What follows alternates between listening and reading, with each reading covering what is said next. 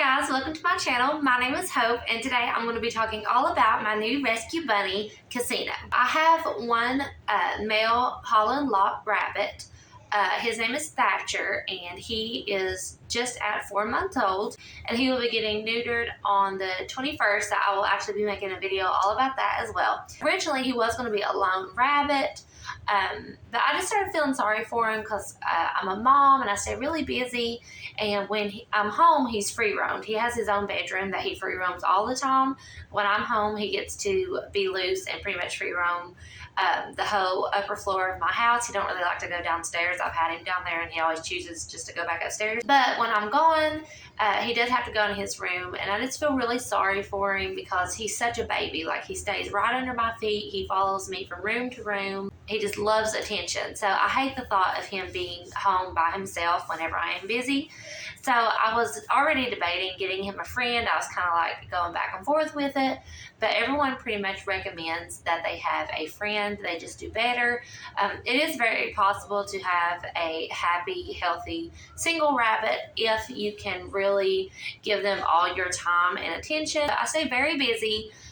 So I can't just dedicate like all of my time to my rabbit. He gets a lot of attention. Don't get me wrong, he's very spoiled, but just not as much as I feel like he probably would need to be a lone rabbit, especially because he loves attention so much that it's like when he is by himself, I feel like he probably gets really sad and just lonesome.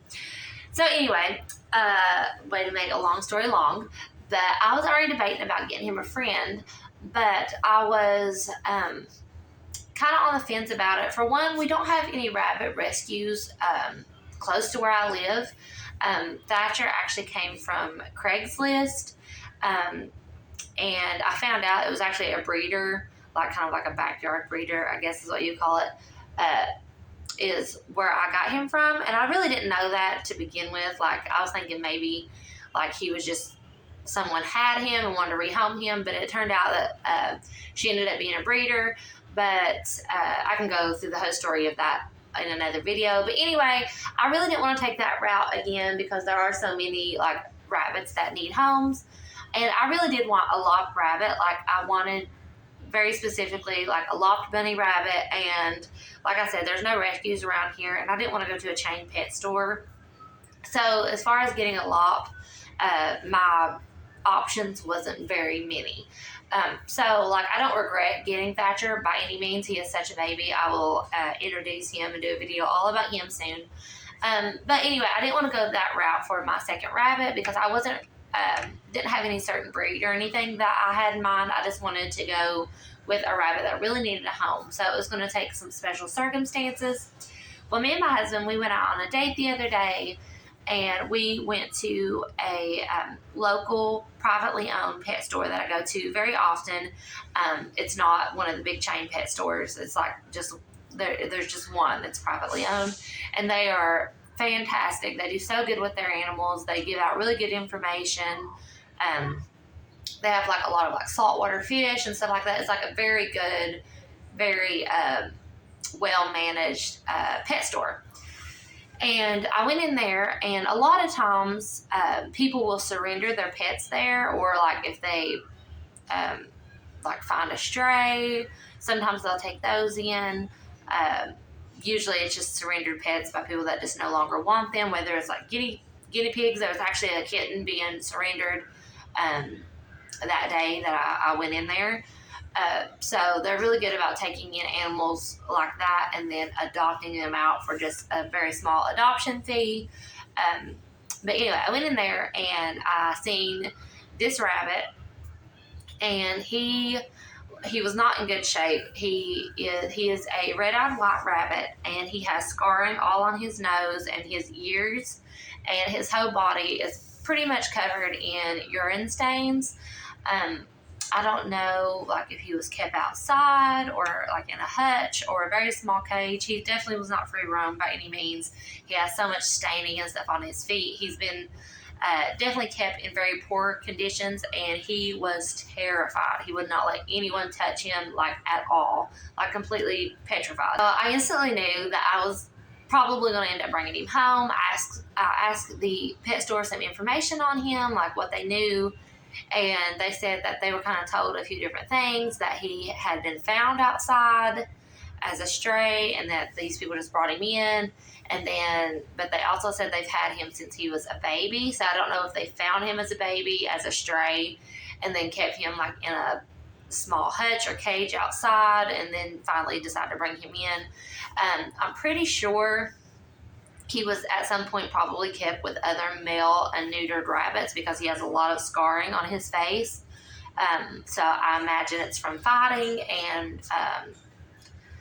either that or it's like from a cage being way too small, and so he has like nose rub possibly, because his ears have also lost like all their hair and they're like really raw looking. They're actually looking better now, but when I first brought him in they were really bad. So I don't know if maybe it was from fighting or from like hitting the top of like a small cage and it was like rubbing his ears raw.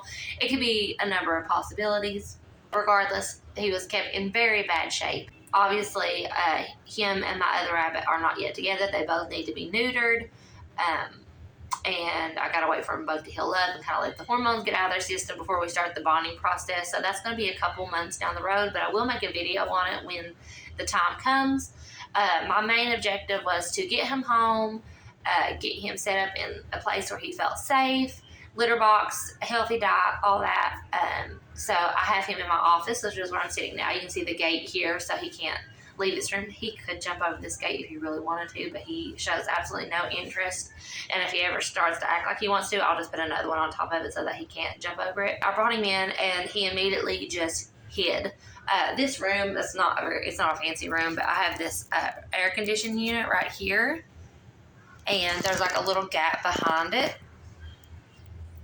And that's where he would hide. Like as soon as I would come in the room, he would just go there. And he would sometimes like come out and like get directly in the corner, but would not let me get anywhere near him. And I didn't try. I didn't want to make him feel uncomfortable. So I would come in this room and just sit on the floor, get on my phone. I did some work on my computer because, like I said, this is my office at home. So I would just come in and act normal without him feeling like I was just focused on him or trying to like get him to like let me touch him or pet him. I just completely, basically ignored his existence, and I was just in the room so that he could get used to my presence. He uses the litter box perfectly. I was expecting like him to mark everything and just like be a hot mess, but he actually uses the litter box like 100% of the time. He's not peed anywhere, and he's had like a few little poops that fell out, but they've been right beside the litter box. They've just kind of fell out as he's jumped in and out of the litter box. So he's done really well with that. He just took to it very naturally because he's not neutered, so I was not expecting that whatsoever. But he loves going to his litter box, and I don't know if he was ever fed hay or if he was just on a pellet-only diet or what, but he's loving his hay. He does get a small amount of pellets every day that I hand feed him. That was my way of bribing him to kind of let him know that my presence meant good things. And then he also gets romaine lettuce, and then I've also given him a few little treats here and there, like he had a bite of banana one day, and then he had like a blueberry one day, so just something small. And just natural fruit, nothing like processed. As soon as I come in the room, he comes up to me because he knows I'm bringing food. I always make sure that I'm present anytime any food comes in other than hay. So if he has pellets, it's with me. If he has veggies or treats, it's with me from my hands. And then I never pushed anything. Like I never like tried to grab him. I just let him take the food out of my hand, eat it wherever he wanted to eat it, and then he would come back and get more. Well, today, he had been letting me kind of like pet his, like right between his eyes and behind his ears for like 3 or 4 seconds, and then he would move. He would do that like when I was feeding him. Well, now he's got to where he'll pretty much let me pet his head for like a good 10, 15 seconds. And today he even let me pet his back a little bit, which I actually got on video. I'm going to put the clip on there. It was the first time he had let me like touch any part of his body that wasn't directly like right here. He's still a little bit like cautious of like my hands if they come towards him, but like he puts both of his feet up like on my lap when I'm feeding him. He's very food motivated. I don't know if he, like I said, wasn't used to having anything other than pellets, or I don't know what his diet was. They had almost no information. I don't know how old he is or anything like that. But I do know he is very, very food motivated. And he's probably, I wouldn't say that he's underweight, but he's definitely not overweight. But he could use to put on a little bit. I will be making a video in the future on how to bond with a rabbit that's a little bit more skittish. Every rabbit is different, but I'm going to give you some good tips and tricks on how to do that. In the meantime, enjoy some clips of Casino, getting to know me and learning his environment. He's running around right now. Like, you can tell he's never had the freedom to like run around. And today he's really, really enjoying it. So I can't wait for him to actually start doing zoomies and stuff. It's gonna be adorable. And please overlook his like dirtiness and all the staining. I have not brushed him or tried to give him any kind of grooming. We're really just working on bonding right now and earning his trust. And I don't want to try to do anything that's going to traumatize him in any way. And he will get himself cleaned up over time. So please overlook that. He was very neglected, but he is no longer neglected. So just keep that in mind. But for now, enjoy some really cute clips of him getting to know me and just enjoying his room. And yeah, leave him a big thumbs up and we will see you soon.